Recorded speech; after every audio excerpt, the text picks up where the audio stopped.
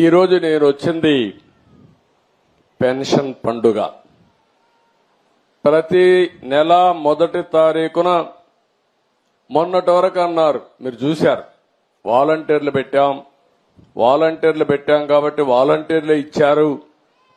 ఎన్నికల్లో వాలంటీర్లు వద్దని చెప్పి ఎన్నికల కమిషన్ ఆదేశాలు ఇస్తే ఈ ముసలవాళ్ళని పంచాయతీ ఆఫీసుకి తిప్పి 33 మందిని ఆ రోజు ప్రభుత్వం చంపేసే పరిస్థితికి వచ్చింది.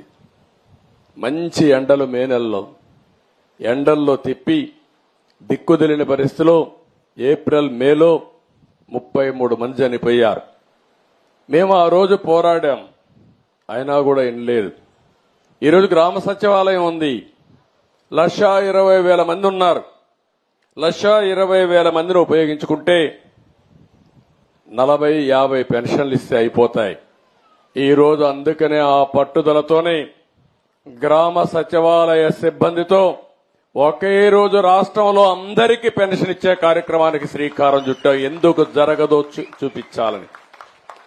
అంటే ఒక మోసం చేసినప్పుడు ఏదైనా సరే ప్రజాహితం కోసం పనిచేయాలి తప్ప చేసింది రైట్ అని నిరూపించడానికి లేకుంటే వేరే ప్రత్యామ్నాయం లేదని చెప్పడానికి ఆ రోజు మీ అందరినీ కూడా ఇది చేసే పరిస్థితి